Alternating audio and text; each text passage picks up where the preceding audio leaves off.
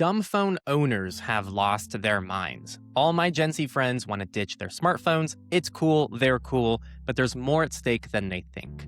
This is an article from a author on Wired, and they try to make the argument that if you move to a dumb phone, you've kind of lost your mind. And I wanted to kind of give my thoughts and reactions to this article that has actually been making the rounds in the digital minimalism community, and I think it actually has a lot to do with our community as well, which encompasses that.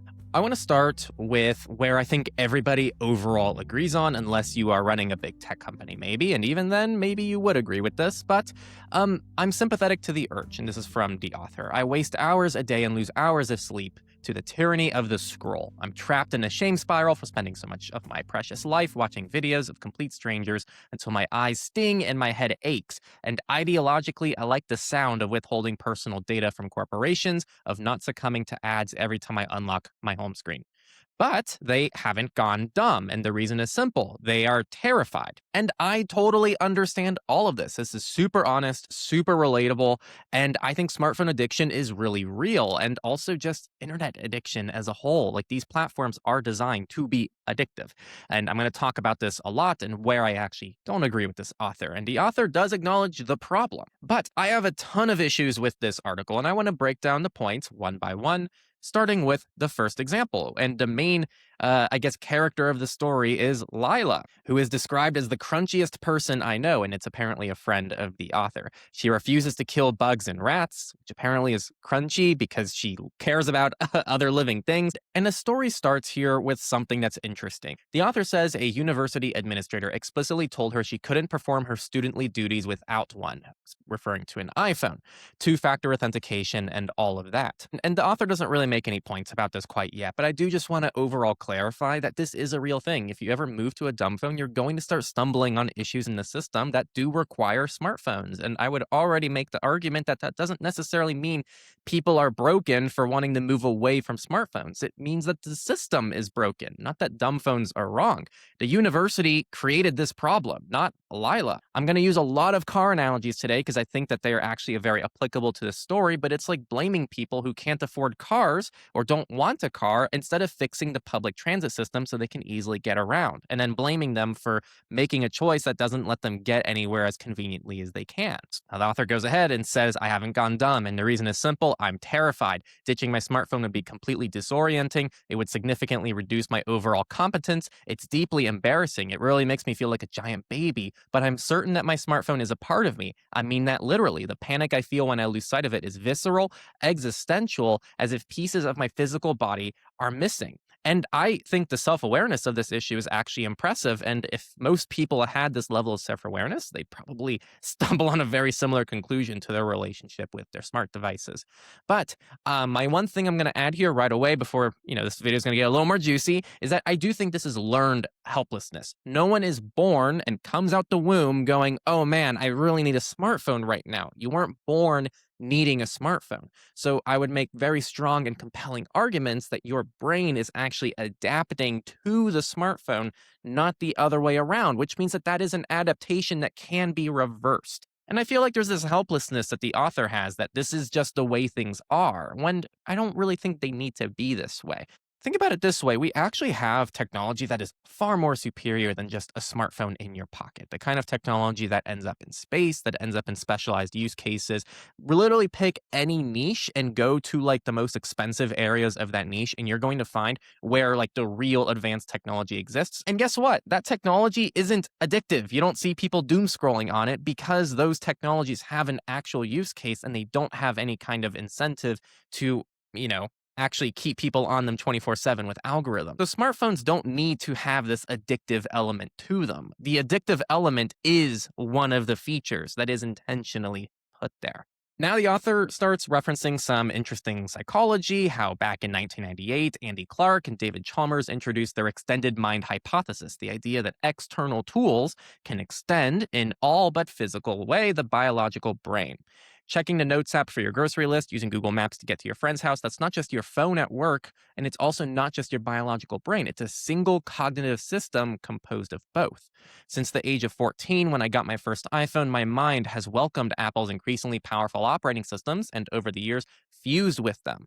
My phone and I are now totally, completely enmeshed. Very interesting framework. It sounds very scientific, and I actually overall agree. I think if you're constantly throughout the day engaging with things around you that are in some ways enmenishing, enmeshing, completely enmeshing. Is that a word? Anyway, they're becoming embedded with you and your brain and the way that you do things. That actually makes a ton of sense. However, if we look at maybe something like a notebook, like, they're talking about Google Maps, the Notes app. What if you kept your grocery list in just a notebook?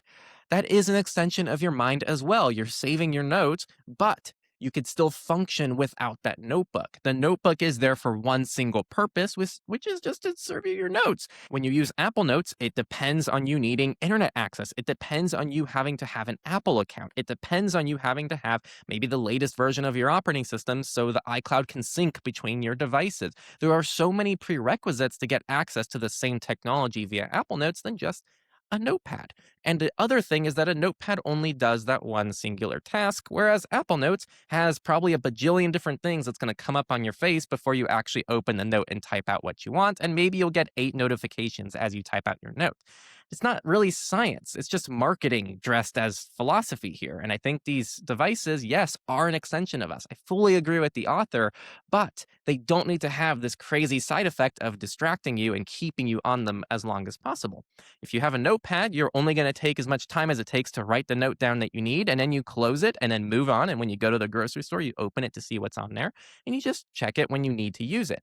But phones aren't designed this way whatsoever, as we all know and experience ourselves.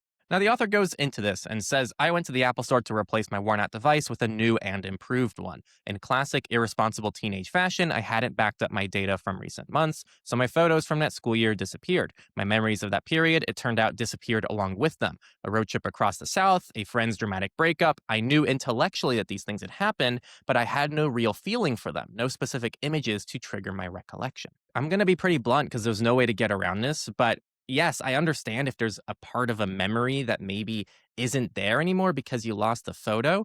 But I would go further and just say that maybe you weren't actually there present for those experiences, or you could have had a better way of remembering those things.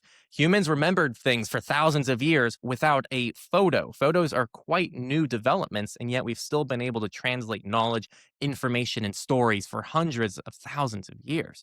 If your only memory of experiences is a digital photo, then I would just say you weren't present during those experiences. The phone was experiencing them for you because you were probably looking at your screen when you were actually experiencing those memories. Now, I'm not saying that the photos can't trigger those memories because obviously, I have photos on my phone too. I can pull them up and I can almost relive a moment.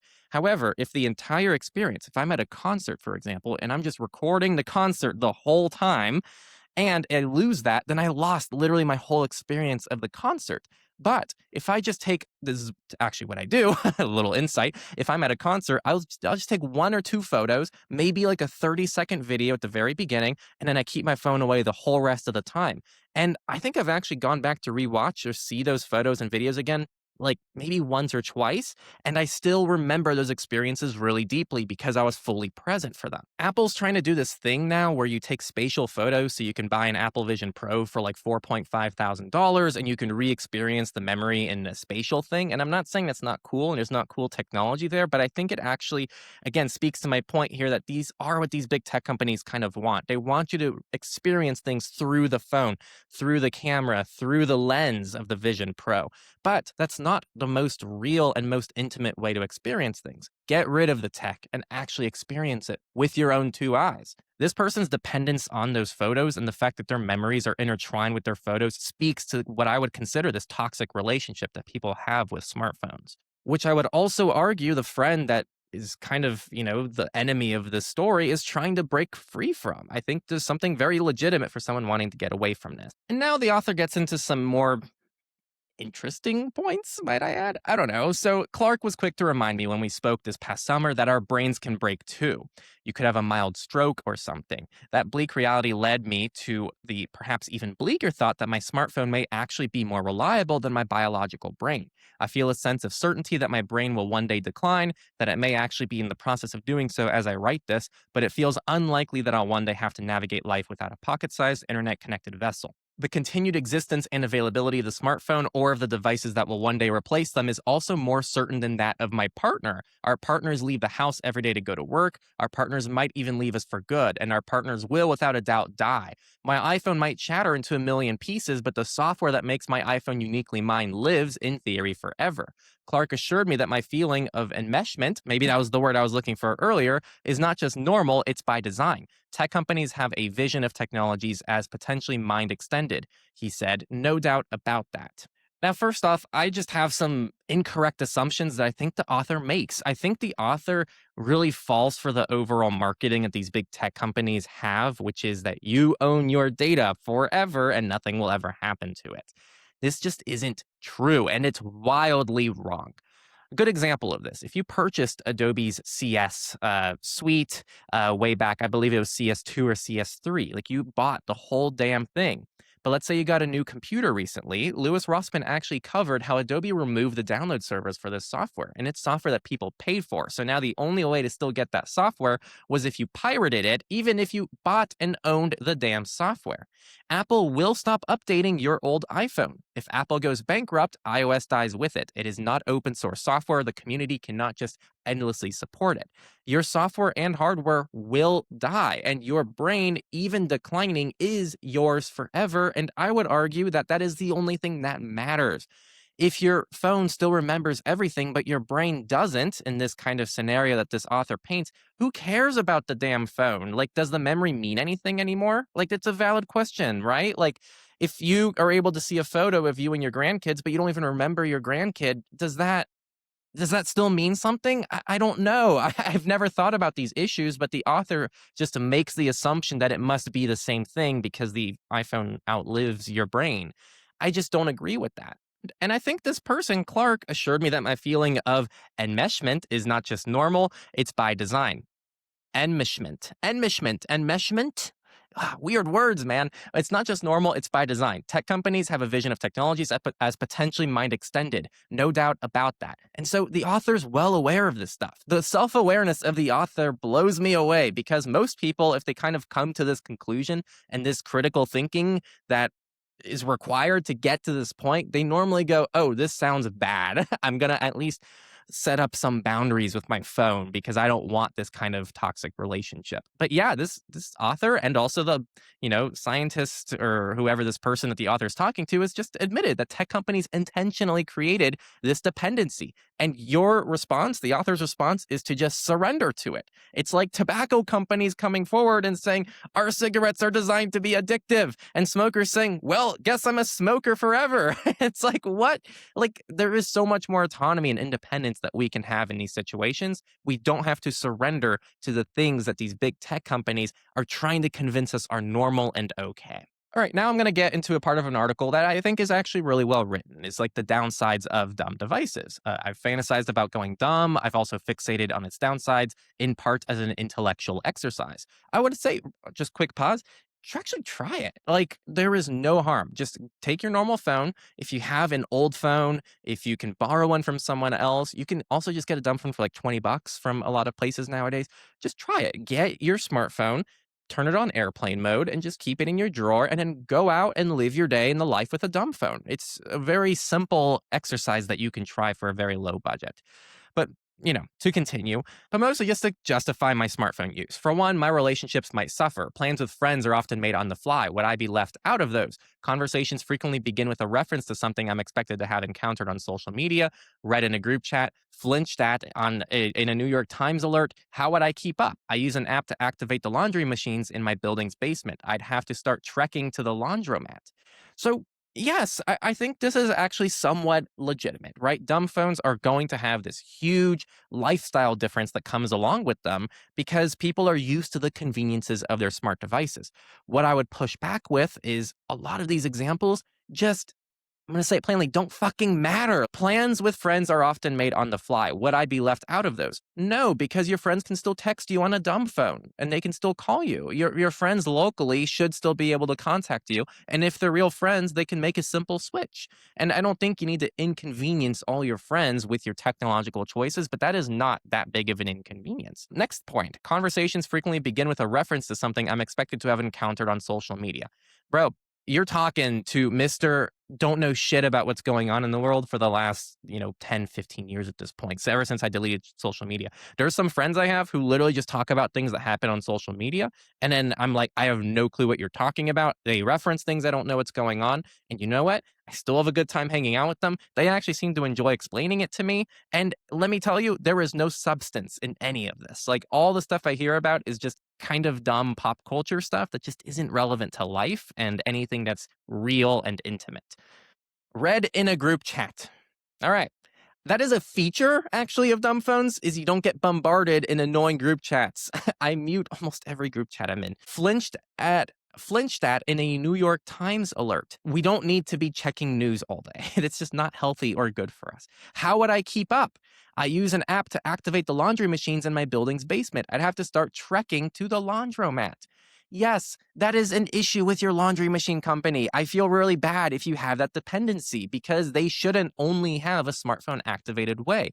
I would hope that they have a way to activate it maybe on a computer, maybe via just the web, ideally still have a card option, anything. I would love to hear what this laundry machine company is because that's not very inclusive. So yes, these are real things, but almost all of these things that were brought up, except maybe the laundry machine one, are things that I would argue most people don't need or probably shouldn't want access to on a frequent basis and should be handled in moderation. That's my view of things, and I just disagree with the overall concept that these are things that anybody actually needs to live a healthy and fulfilling life.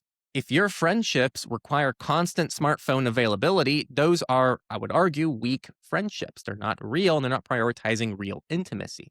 Real friends also accommodate different communication styles to a specific degree. And I think still getting SMS text messages is fine, and finding ways to do phone calls, really anything else. Also, maybe missing random group chat drama is actually good for your mental health. I would just say that without needing to follow up with any arguments. Now, this part of the article is weird because they compare not using a smartphone to literally having a disabling condition, which I don't know how to feel about that. I feel like it's low-key kind of problematic. Let's just get into it. The smartphone has usurped and consolidated power, and its sudden loss could have dire consequences. My next question to Clark was just that. Just how dire? Could it, in a way, be considered a cognitively disabling condition? Hmm. Yes. Yes, it's almost as cognitively disabling as Tylenol. Joking. Well, yes, he said, I think that as we move into a future in which the societal norm is very much a kind of mild cyborg of some kind, then to not be that would be effectively disabled within that society or differently abled within the society. Interference with my phone, he added, is like giving me some brain damage. This might help explain why the people who opt into this cognitive state are in a very small minority. In the US, 98% of Americans between 18 and 29 own a smartphone. The number only drops a single percent for Americans ages 30 to 49. When this becomes the norm, where does that leave the unenmeshed? Just to make it more fun for me. Most of us are buying into minds that incorporate the smartphone, normalizing this coupled system. Much like someone with a cognitive impairment, dumb phone users are left disoriented by their outsider status. Quote, it's a real worry, the creation of a disempowered class, Clark said. Every time there's a potential for something roughly like human enhancement, it has this flip side to it, which is what happens to people that either don't get it or reject it. Okay. First off, I still don't get the comparison to being cognitively disabled. This is again blaming individuals for societal infrastructure problems. Wheelchair users aren't disabled by choice. Buildings that lack ramps are the problem. Dumb phone users similarly aren't disabled. Systems that require smartphones are the problem. So fix the system and make the system open to everybody else. One of the best situations, and again, this goes back to cars, that actually is overall pretty well integrated is public transit in cities in the US that actually have it. Most US public transit systems do have to accommodate people that still use cards that were used 30 years ago. They still have to take cash sometimes, and they still have to take Apple Pay and also apps if you want to use the app for your local transit system. So most cities I've been to in the US have some kind of mix of these, and sometimes, they're a little behind. They don't have the newest one, and sometimes they don't have the oldest one, but they do normally have to have more than one or two or three ways of actually taking the public transit. And there's no reason why smartphones can't be different. To go back to the two-factor authentication example at the beginning of this article, with Duo being a good example of this, many schools use Duo for their two-factor authentication and it pings a smartphone. My university actually had an option where I could go in and pick up a physical fob for Duo 2FA so I could avoid the smartphone dependency. And I think that was a really good example of a establishment actually thinking about a little bit more on the accessibility front and thinking about different use cases for different people. This video that you're watching is also posted to our PeerTube server at techlore.tv. Why? Because I want to post to a platform away from big tech. I want people to access things via some open source methods, and I want that to be an accessible option to my viewers because I care about my viewers. We also transcribe all our videos using AI transcription, and it's all done locally on our devices, and it's using open source models, and then we upload that here to YouTube. And that allows people who don't want to deal with crappy YouTube subtitles to actually use good subtitles. This is how society works. People don't have the same preferences. I also finally just want to push back on this idea that if you don't have a smartphone, you are part of the disempowered class. Disempowered from which perspective? Disempowered from, the conveniences of technology, from smart social media, from news. Yes, I would say very much so. But are you disempowered with your attention span? Are you disempowered with your relationship with yourself and those around you in real life? Are you disempowered from your relationship with nature and earth and getting outside and activity and exercise? I would argue no. I would argue you're actually much more empowered in the things that matter in your life when you're not on your frickin' phone all frickin' day. And I feel like I sounded like Dr. Evil when I said that. You frickin' and I don't get it because the author actually like fully acknowledges these points. Many smartphone owners hate, or at least claim to hate, their phones. The internet is full of desperate cries for help from people who can't stand them, call the devices invasive, complain that everything is dependent on apps. But my friend Lila's post-iPhone era hasn't been all sunshine and rainbows. When I texted her asking what about the Dumbphone inconveniences her the most, she replied, "I'm going to text you on my computer when I get home because long messages are one of them, lol." This particular difficulty, she later wrote to me in the familiar comfort of her MacBook's iMessage app, often dissuades her from responding to messages altogether, which she says has made long-distance friendships nearly impossible to maintain. When she absolutely needs to reply to someone, say her boss, she's forced to sit on the phone for 9 minutes to text out grammatically correct message. She only sometimes receives group messages, and spontaneous stuff is a bit tricky. "I'm not leaving work thinking, oh, I should go here," she told me during a phone call, because I can't. I actually don't know how to get there, and it's almost impossible for me to do that. And again, this all goes back to my point that the friend wants to get away from the iPhone. Like, that is a super legitimate thing to want to do for all the reasons I've already listed in this video. But this just speaks to how systems aren't doing a good job of accommodating people who want to opt out of them. I would still double down and say that this friend is actually trying to do something good for themselves, but is unable to and is struggling because of the systems in place. And any author also calls out this friend for not even sticking to it fully and still needing to be dependent on an iPhone to go on a plane and do various things. And so now she's saying, oh, this friend is even sticking to it fully. Turns out she still needs to own one. Her teaching job requires her to use an app to clock in each day. That's a problem with the teaching job. And that's a problem with them not helping to facilitate someone's work-life relationship. I will say also, in defense of Dumbphone specifically, there are Dumbphones that actually have full keyboards that do make it easier to type on. So this is potentially also just driven by maybe not, this individual not having the best Dumbphone. And then more self-awareness from the author. I'm still jealous, assuming her emergency iPhone is only whipped out for true emergencies, which, by the way, doesn't need to be the case. If she whips out her phone and uses it for a non-emergency reason once or twice, that's still a lot better than your digital habits, author. So why is that still not an improvement? And why is there this black and white thinking? I'll touch on that in a second, but she doesn't end her days having lost hours to Instagram or having accidentally spent a walk in the park browsing the internet, and the switch has come with some unexpected perks. I'm paying attention, this is a quote from Lila, "I'm paying attention to how the interstates connect," she said, which is actually kind of interesting and led me down some research into city development. But Lila was never as enmeshed as I believe myself to be. "I don't think I've ever had the sense of safety or comfort," she says of her relationship to her smartphone prior to going dumb. And then Clark said, "I think our self-expectations as a species have changed to take account of the technology, and that's just as it should be," he said. "I'm a little bit concerned about the move towards dumb phones because I think it is generally a retrograde step." But like 3 sentences before that, it literally talks about Lila researching city development because she pays attention to interstates now. That's not retrograde. That's reclaiming cognitive space for actual thinking instead of infinite scrolling. Some of the greatest thinkers in the world had hobbies and pastimes where they weren't doing their craft, and in the, modern age, they weren't on their phones all day. Churchill, skilled painter. Albert Einstein played the violin. Benjamin Franklin, chess. He also swam, and he was a skilled swimmer. Tesla, pigeon keeping. He had a fascination with pigeons and kept dozens of them in his apartment as pets. He also was a pianist and had a great appreciation for music and attended concerts and played the piano himself, which he believed helped to stimulate his creativity and enhance his scientific thinking. Isaac Newton, alchemy. Mark Twain, billiards. I think what people really get wrong here is they think that if you use a dumb phone or you don't have a smartphone, it means that you can't still be productive in society. Lila in this article has a MacBook. This means that she can go out, enjoy some coffee, hang out with friends, go to class, be present, see the interstates and how they work, go to a park, do all these things, and come home and still be a productive member of technology. The difference with Lila is that she has a separation between when she's on and when she's off, whereas most people don't have that separation anymore. For most people, they have this intertwinement.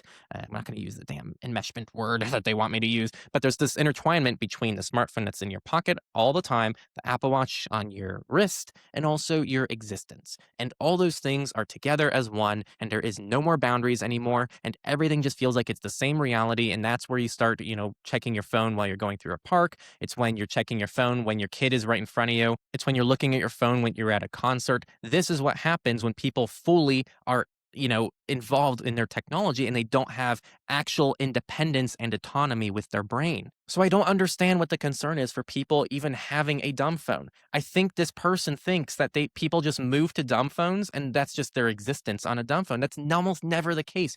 People with dumb phones, that's not typically the only technological device they have. It's typically just the default, or sometimes it's even a secondary option, and I'll touch on all these options in a second, so that they can create space for themselves to be able to actually reconnect with their own brains. Even people who don't have dumb phones, this concept recently of a digital detox has been taking off, where 1 day a week or 1 day a month, you just turn all your devices on airplane mode and just don't touch your devices. That is no different than what a person with a dumb phone is doing. The term phone addiction has wiggled its way into the common vernacular and has become a near universal self-diagnosis among my cohort, but that doesn't feel quite right to me. I'm not addicted to my phone. I am my phone. Lila said it best. It's consumed my brain. Phone enmeshment feels more accurate. Man, I just can't say that word. If I ditch the device, part of me will vanish with it. I'll face the unextended version of myself. I'm not sure I care to meet her. I I don't know how to feel about this. It almost feels like, if I'm not a psychologist here, but if this was a friend of mine and they said this to me, what I would think, and, without asking them more questions, I could never know. Everybody's different, but I would think, wow, like this person has really lost their own sense of identity. This person's identity is now their phone, and there is no separation between the two. And she says it herself, I am my phone. I will face the unextended version of myself. I'm not sure I care to meet her. And I think this is the saddest thing of the article because this person has outsourced their identity to Apple. What happens when Apple changes their terms of service, when they raise their prices, when they decide what apps you can and can't use? You're not enmeshed, you're captured, and you're calling it philosophy instead of recognizing it as corporate exploitation. This is exactly what your friend is getting away from. And I think that if I was in the author's position and I had a friend close to me who was doing what Lila was doing, I would feel threatened by that friend, right? Like, think about this. Let's say your entire life, and this might actually be some of you watching. I don't mean shame, or I'm not trying to create shame when I talk about this, but if you're on your phone all day and you have this relationship where you are your phone and you have a friend that you're trying to hang out with and they don't have that and they have an own independent identity that's separate from their phone, I'm sure that feels really threatening. And that's scary because now you have to like face the reality that there's this whole sense of self that you haven't connected with in potentially years. So, yeah, it is quite an interesting article. I'm actually really glad it was written because there are a lot of interesting points. I think this author has a ton of self awareness, but I think the solutions and the takeaways I firmly disagree with. And I actually, while I don't agree with the approach of Lila, and I'll touch on that finally now because this is going on for a while, I do think that actually Lila is far closer to what I would argue is healthy. Now, I do have some unstated assumptions to challenge here before I get into how I recommend, people in my life or anyone listening to this who is probably most of you not in my life, some recommendations I have for you all. So first off, there's this binary choice that this author presents, but it's a false dichotomy. It's not actually a real thing. And actually, I would say it's one of the most incorrect assumptions of this whole article, that there's a binary choice between a smartphone or a dumb phone. In fact, Lila is called out multiple times for at times having to use a second phone as if that's something bad or evil or whatever. But there's a huge spectrum here. You can have a smartphone with heavy restrictions, you can have a tablet just at home, you can have a feature phone with limited apps, etc. It really is a serious false dichotomy. And I think that Lila is kind of seeing what it really looks like to have this spectrum, whereas the author actually might not know it, is on the extreme end of the spectrum, which is all in on smartphone. The second assumption I want to challenge is that convenience equals necessity. Because smartphones make things easier, they are required.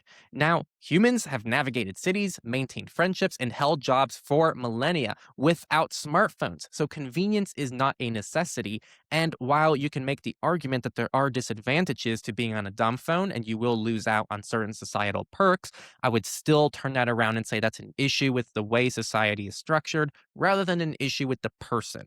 I think the third thing, the author assumes that if you can't handle smartphone dependency, you need to adapt. So go dumb or stay enslaved. But the reality is that this is a systemic problem requiring systemic solutions, which include right to repair, interoperability, open standards, institutional accommodation of non smartphone users. Right to repair means that your devices are actually yours and you can repair them and work on them. Interoperability means that it doesn't matter which operating system you're running, your software will work and your data can be migrated to different things and you can communicate with different people regardless of what messenger, what browser, or whatever else they're using. So a lot of this stuff feels like a false dichotomy because of all of these strategies implemented by Facebook, by Apple, by Google, by Amazon. All these big tech companies implement so many dark patterns to make it seem like you have to opt into their system or you have to opt out altogether. They do not want a middle ground where they can't completely exploit their users.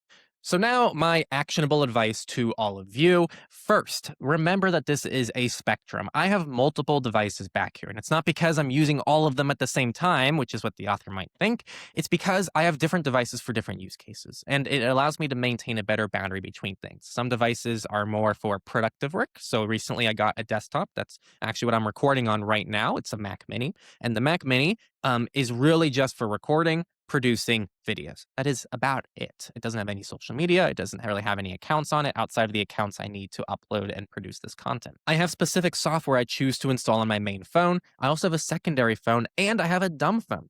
On Sundays, I aim to have a fully offline day and I actually have a backup phone as well that I can utilize if I want to still have an emergency phone on me that is a dumb phone. In fact, I would argue that a dumb phone probably is your emergency phone, and your goal is to just not use it for a day or two, and then maybe you can return to using your regular smartphone on weekdays. It could also be a thing where maybe during the day you have your smartphone, and when you come home, you just power it off, and then you can have a dumb phone at home, which still receives emergency phone calls and texts and stuff like this, but then you can actually properly get off of your devices and reconnect with yourself in the evening so you can feel more refreshed going into the next day. Remember that doom scrolling isn't as passive as it seems. It's actually triggering your brain, and that is why you can feel exhausted after just doom scrolling. No matter what device you choose to be on, there are so many strategies that you can implement to engage with the device more mindfully. And that means things like turning off notifications for things that you don't need 24/7 things for. I do not think you need the New York Times alert on your phone. I think you can set up an RSS feed instead. I think you can lean on newsletters instead of real-time push notifications. I think you can set up scheduled notifications for stuff like email clients so you're not getting emails all freaking day that just ping on your phone, ping on your watch, ping wherever nowadays. I also think it's good that when you're doing specific activities that allow you to be disconnected and offline, actually do those activities offline. So if you're going for a run, if you're going for a walk, if you're going to a park, if you're going for a bike ride, going to the gym, maybe just try going analog. See what it's like. I like to run without any music. I don't run with earbuds. I like to just connect with myself. And I think if this author was to try to do that, that might scare the shit out of them, because it is kind of hard if you haven't actually said hi to yourself in a while, what that feels like. And I think that's really the takeaway I have for this video. If you're on your phone all day and you are fully embedded with it, maybe you haven't said hi to yourself in a long time. And I think that's something that can be worked on. I'm really curious for your guys' thoughts. I read this and my initial reaction was to be a little bit annoyed and angry, but actually the more I got through it, it made me a little sad. I think that a lot of people actually feel this way about their smartphones.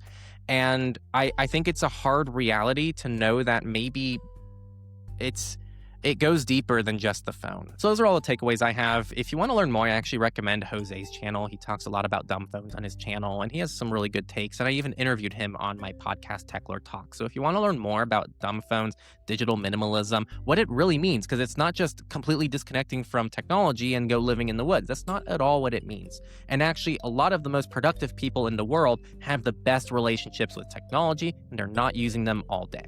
So check out my interview with Jose on the screen. Really curious for your guys' thoughts in the comments, and I'll see you next time on Techlore. I hope you enjoyed this slightly different video.